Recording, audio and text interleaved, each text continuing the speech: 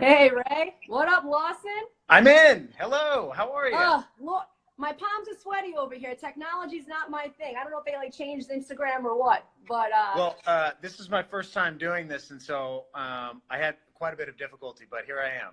no, you look great. The lighting's popping. I told Lawson, for everyone who's on that, like obviously follows Instagram, I'm like, Lawson, you're already gonna bring the energy, you're gonna bring the heat, but the lighting has to be popping. So you nailed it. Great job. I got Great I got job. my natural light going on. I felt like that There was you a good go. environment. Yeah.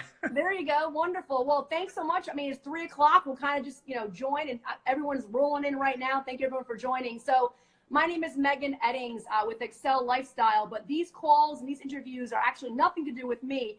And they're all about highlighting amazing people around Houston, around the country, eventually around the world that I meet that are really inspiring to me, as well as so many other people. And actually, Lawson's one of those people. So I started a series called Accel in Motion, where I want to highlight people that are just doing big things. And so I met Lawson about a year ago, and I was in a business competition last year, and he was gracious enough to give the winner and then a bunch of the other people, like second and third, and anyone who participated, a spot at his business. We'll get into what his business is here in a minute. And so I met him there. I'm like, oh, this guy's, the first thing I noticed was he's young. So I'm like, oh, it's cool. He's doing something different and he's young. And then I kind of just started seeing him everywhere around Houston, like anything to do with business. And then some, how do I put this? Some places that one would consider maybe competition, I would see him show up there, which is so cool. So I clearly know that Lawson believes in the power of collaboration and just truly helping each other. And there's no such thing as competition. It's just about, helping each other. So Lawson, if you could kind of say a little bit about yourself, what you do, not really how I met you, but what you do. Sure. Thanks for having me. Can you hear me all right? Perfectly, yeah. Good. So I'm Lawson. I'm the founder and CEO of The Cannon, which is a startup hub in Houston. It's an entrepreneurial workspace. We're building out a 32-acre campus, and today we're in what we call the waiting room. It's a 20,000 square foot space where we've got, I think, about 110 different startups, and it's our job to surround them with all the support that we can to enable them to succeed. The programs, classes, speakers, mentors, investors, and we've been around for about 16 months. Sweet. And so you said 32 acres? Is that? Yep. So for those of you, because what I read as, how many square feet is your building that it's huge. Yeah, so the waiting room is 20,000 square feet, but we're building out 120,000 square foot space about 30 feet from here that'll really be best in class. It's got a 2-story library, a luxury movie theater, and it'll, when it's done in the next couple months, we'll just pluck up our community and plop them into there and keep on growing. Plucking and plopping. I love it. So Lawson, tell me, because obviously you came from the corporate side of America after college. And so kind of walk me through how you went from that, which really had nothing to do with what you're doing now, to opening what I believe I've heard is the world's largest co-working center. The world's, not the cities, not the states, the world. So how did you go from corporate to this? Well, I wouldn't call necessarily what I was doing corporate. I mean, so I graduated college in 2013, and I started working for a global venture capital group focused on big data analytics technologies. And we're a small 20-person team. And what was fun about my job is we were charged with finding interesting investment opportunities all over the world. And so what I really spent my time doing is working with startup communities in about a dozen different countries, and I got to see the effects of the conscious construction of an entrepreneurial ecosystem. And I was born and raised in Houston. I love Houston, and so I was sort of frustrated that kind of stuff didn't exist in my own backyard, and ultimately got frustrated enough to leave and start the Cannon. And what was the first step? A lot of people ask me, they're like, Meg, we all have these ideas. We want to, quit our job and, pursue a side hustle or start a new company. What was like the pinnacle moment that gave you the courage to start the Cannon? Well, I got a lot of conviction that I could do this because I'd seen so many different iterations of it all over the world. I was able to kind of study it and tease out key determinants of success, and then I knew and loved Houston, and felt like I could apply those sort of ingredients for success with our own little Houston flavor in it. And ultimately, you know, entrepreneurialism is jumping off a cliff and building a plane on the way down. And so there has to be a moment where you make the jump. And for me, jumping off the cliff and building a plane on the way down. I like that. I don't know if it's a Texas thing or just, but yeah, that's a good one. I don't know where I heard it, but it stuck with me because it so feels like our everyday lives, doesn't it? Sort of frantically building the pieces of the plane before it crashes. 100%, but you just keep jumping, and the plane sometimes there. Actually, the plane always shows up, maybe just not as quickly as we'd like. Yep. So the Cannon. So I've been to the Cannon, Houston. I've been there, and so I've seen the construction kind of unfolding. And people that know that area town, it's the Beltway and I-10, and it's just this huge structure that's going up. And people are like, what is that? What is that? So I feel cool that I can actually, tell people. But what is it that you hope to bring to the Houston entrepreneurial ecosystem, maybe that you've seen overseas, you've seen other cities that you think maybe could use a little bit of work? Yeah. Well, so what struck me initially was that these vibrant startup communities didn't have any sort of inherent advantage over the city of Houston in terms of access to great universities or money. We've got the raw ingredients, and what's just required is this very conscious construction of the ecosystem that align all of the players across the entrepreneurial spectrum and get them under one roof. The corporations, the mentors, the investors, the universities and organizations, and the entrepreneurs themselves and their startups, and then really when you put them under one roof, innovation happens when you get a bunch of people with very different backgrounds under the same roof together, and there's a lot of sort of serendipitous collisions, and it becomes sort of the no-brainer best place for you to start your company. And I don't know, that to me, the initial sort of lightning rod was there's not really a reason that Houston can't do this. It's just that there hasn't been an ongoing conscious effort to do it yet. Totally. No, I totally agree. And you just hit the nail on the head, because also when I think of the Cannon, it's not just a building for a startup community. I mean, if you're just starting a company, it's people that are interested in mentoring those startups. It's people that are interested in possibly investing in those startups. I mean, Lawson, so like I said, I've seen Lawson a lot around the city over the last 8 months, and he was kind enough to reach out to my team and I to see. He had a huge sports tech night. And so they had a few companies there that pitch sports, and then they asked some companies that are in the sports world, startups, to have tables. And I'll tell you what, I've gone to a lot of events around Houston in the startup world over the past, let's say, 2 years. I've never seen one this big. And, they said, oh, there's going to be a huge turnout, ESPN, professional sports players, investors. I'm not kidding. Like, thank God my lipstick was popping that day, because it was popping. Yeah, I don't leave home without lipstick, but that was like a special night. So I mean, I see what Lawson's building, and I'm just so inspired by it. And the thing about Lawson, and you guys can probably see it as he's talking now, is he's kind of always smiling. Now, he might be cursing behind closed doors and swinging back shots of vodka. I have no idea. But he's always smiling. Yeah. He's like right before he actually martinis. Yeah. Like, he's always smiling wherever he goes. And so, starting your own company, or even just life in general, is stressful. It's, especially as Americans, we just have this unfortunately common mindset, like the more you do, the better you are, the cooler you are, how packed your schedule is. So what do you do? Obviously, you're thinking about the Cannon, Houston, when you're awake. What do you do to de-stress? Well, it's interesting. I mean, over the last 2 years, there hasn't been much of that. My work-life balance has been a bit skewed, but I mean, I'm really passionate about what we're doing, and what I've realized over the past 2 years is that people don't want to play with Legos. They want the opportunity to build the Millennium Falcon, to build a rocket ship, and they want the opportunity to see the vision. And we're very mission driven. I mean, our reason for being is very clear, and that really energizes us on a daily basis. But I do have some hobbies beyond the Cannon.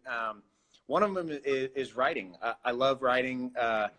and I've written a lot of poetry, and actually the only stuff that's been good enough to get published is children's poetry. So I've written a lot of and gotten 2 children's books published, and so that's a fun sort of silly hobby. No, that's not silly at all. So what are the names of the poems or the books, or, you know, what are their names? Yeah.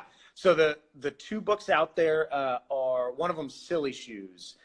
And the premise is the world is too serious. What we really all need to do is put on our silly shoes, tie them up tight, and go infuse the world with goofiness. And they're very lighthearted, sort of non-narrative, one-off poems about sort of whimsical topics. And the other one is H is for Howdy, and it's the Texas alphabet. The whole book is a poem, but goes through the alphabet and talks about Texas, and, you know, A is for armadillo, and on and on and on. Wow. When did those, I guess, have you worked on those like the last couple of years or last few years, or is this like before college, or last week? In the last 2 years, my writing output has been hindered by the canon, as you can imagine. But yeah. I guess they were published in sort of 2015 and 16. Wow. And I want to keep doing it. I love it, and it allows me to sort of flex my creative bone, and it is a nice reprieve from sort of the stressful entrepreneurial life, and you know, it's fun, and it's a good way to stay silly. When's the last time you picked up a pen or wrote in your phone something along those lines? That was, you know, kind of like I get hit with these waves where, like, I feel like a poem is bursting out of my brain, and I have to like throw up on a page and get it down. And so I used to have a rule: I would write 1 poem a day, and now that's just totally gotten broken. But it's sort of 1 or 2 a week right now. Okay, that's a lot. Yeah. Well, and then you kind of, well, please, yeah. Please. The thing I've found to really be the truth is that writing is like a muscle, and it strengthens the more you do it, and that muscle atrophies if you don't do it. And so I almost do it to sort of maintain, you know, it's sort of like working out. Now that language I understand. Yeah. Right? That's my de-stress. Yeah, for sure. So speaking of entrepreneur, not a lot of time, and thank you for sharing that too. I'll take a look at it. That's cool. Yeah. Doesn't usually come up. So yeah, and so like, it's like every year, I guess we, you know, usually reflect over the last year, especially when we're starting something new, and like, hey, what could I have done differently? What did I like do really well, et cetera, especially in terms of our time. What would you say is, you know, one or a couple of things that you kind of focused on last year, maybe to build the Canon Houston, that was kind of a big time waster, looking back on it, like, oh, I spent way too much time doing that. Yeah. What would you say? Well, stress is a big time waster. And a lot of it is like stress that can be managed, that's unnecessary stress. And you know that saying, play where the monkey dropped it. So I'll make this short. I don't, but I mean, you're full of them. I mean, I'm fucking the poet laureate over here. Yeah. Okay. All right. This is a good one, and this is great for entrepreneurs. So in sort of imperialistic kind of 1800s, and the British are colonizing Africa, and they go into these new lands, and they loved golf, and it's really unsettled. There's lots of jungle. There's lots of monkeys.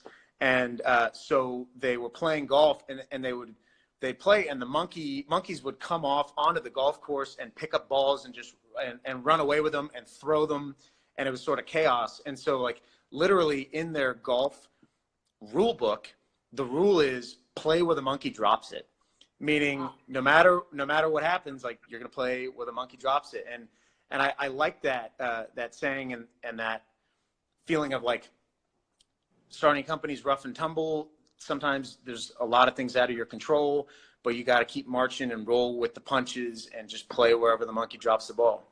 Yeah. So you mentioned the biggest, and thank you for, I'm like, actually, I'm over here taking notes, like look up things afterwards. So you mentioned like stress was a big time waster. What have you done, if you've done anything at all, this year to maybe not be as stressed? And I know you mentioned writing. Is there, how have you kind of like changed your mindset on that?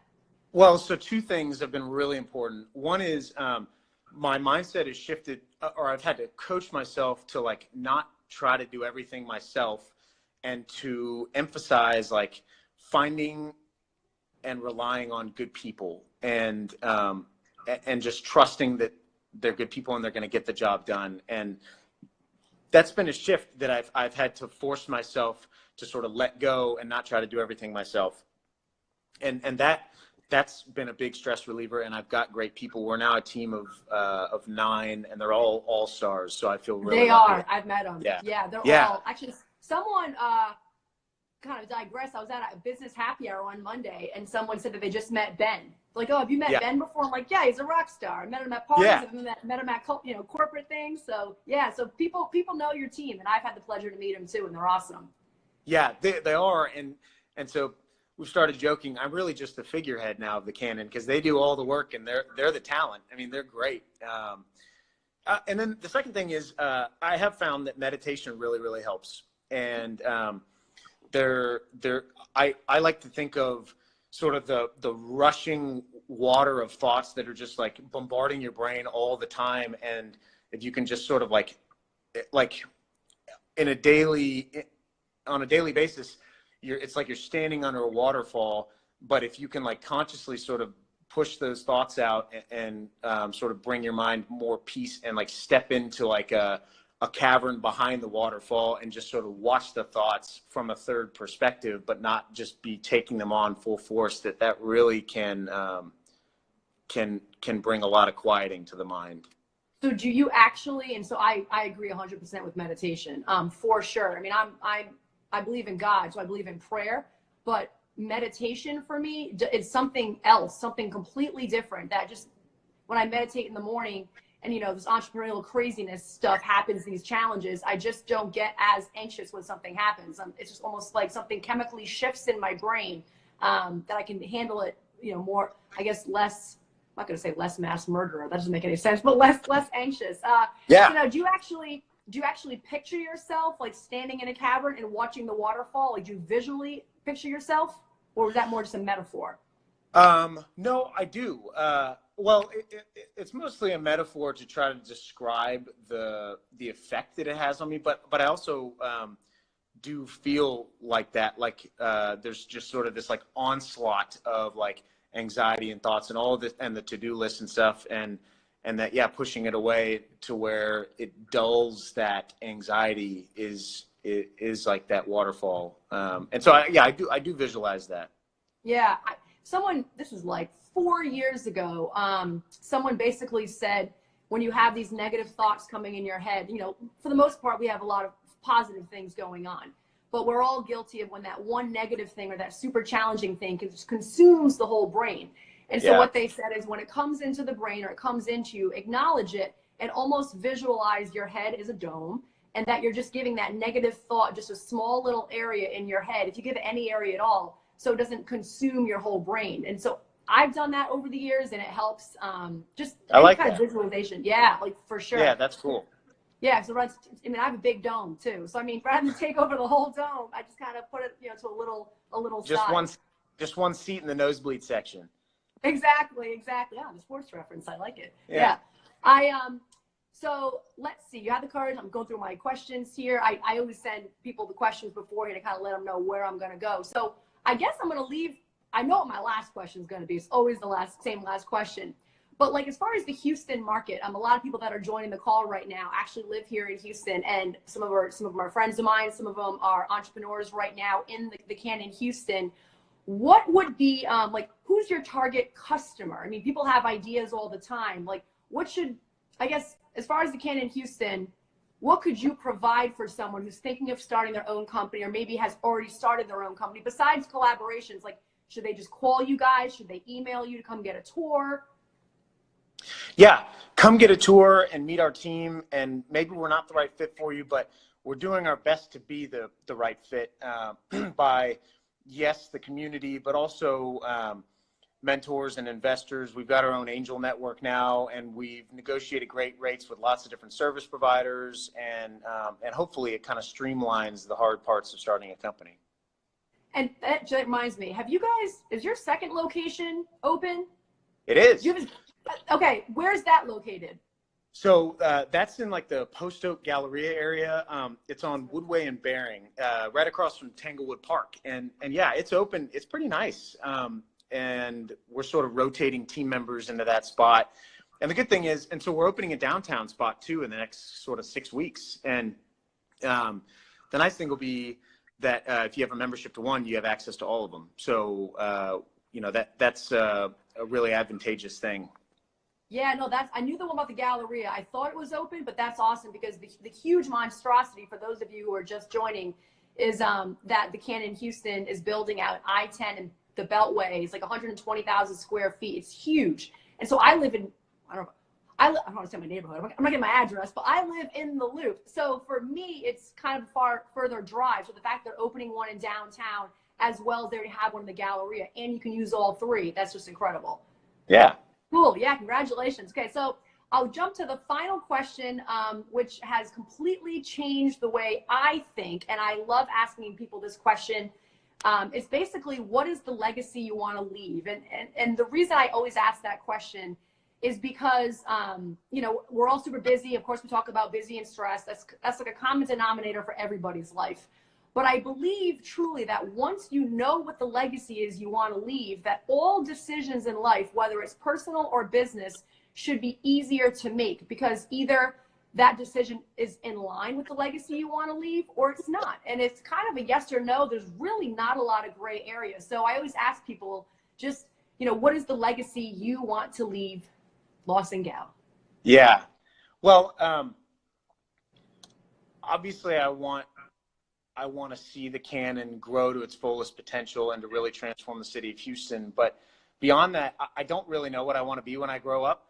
But I know that the lasting impression that I want people to have of being around me is that whatever I was doing, I had sort of boundless, passionate energy towards it, and that was contagious and really impacted the people around me. Boundless, passionate energy. You should put that on a t-shirt. That is that's a beautiful legacy. And Lawson, you're doing it. I mean, from the moment I didn't even meet you yet, and I saw you across the room at the awards HCC New Spring Competition, and I was like, you give off energy, a positive energy that people want to know. What does this guy do? What's he up to? So I can say you do that. And for everyone thank you. Everyone that's on the call now, I'm excited for when you have the pleasure to meet Lawson. Not only Lawson, but as he mentioned earlier, his whole team. They're just good people. They work really hard, super energetic, but they're grinding, and crushing it all the time, but they're amazing. Lawson, anything you'd like to leave the viewers with? Anything at all you want to say, impart, a poem by chance? Well, it's funny, you sent over a list of questions, and one of them what's a mantra or quote that's leading you into 2019? And I had an immediate reaction, and then I thought, nah, I better not do that one. But that means do it. That's what I thought. That's right? What that That's means. Yeah. Okay. So there's a company in Houston, and this is the name of their company, but the spirit behind their company is like, we're tired of people crapping all over Houston, and it's Houston's time to be cool. And the company's name is Fuck You, Houston's Awesome. And I love that company, and I love that quote. And going into 2019, our whole mission is to make Houston bigger, stronger, faster, sexier, cooler, and to create an amazing startup community around entrepreneurs. So that was my knee-jerk reaction. Well, so is your mantra the name of that company? FU, Houston's Awesome? Uh-huh. I like it. I don't know. That's sort of the drumbeat of the Cannon through 2019 is here comes Houston. That's awesome. Well, if it makes you feel any better, the mantra I say has the F word in it as well. So the mantra that I live by is, Megan, you effing got this. That's but awesome. I usually don't say effing. I am from the Northeast, so I have to give a little flavor to it. But you're not. You're from Well, here. So. no, I don't have an excuse, and I wrestled with whether it was right to say it on a live feed, but here we are, too late now. I don't care. It's fine. It's way you're keeping it real. When I messaged Lawson earlier, I'm like, dude, bring the energy. Like, keep it real. You do you. So, yeah, if that's the most controversial thing you said, I don't know if it's a good thing or bad thing. I have to ask more questions to get more controversy. I had to be honest. Next time. Yeah. Next time. Well, Lawson, thank you so much to you, and not only just to you, but the energy around you. Your plans for the Houston community. I'm so excited to kind of grow my company with your company, and just we both have a passion for helping other people kind of tell their story and just get over fear and do what they love. So I really want to just take this time to say thank you to you and your team. I had a blast interviewing you. I'm excited to put this on our YouTube channel, and yeah, have an amazing rest of your day. Thank you so much. Well, shout out to you as well. You're awesome, and so is your company. I'm really excited to see it grow, and thanks for having me. Thank you, Lawson. See you soon. Bye. Bye-bye.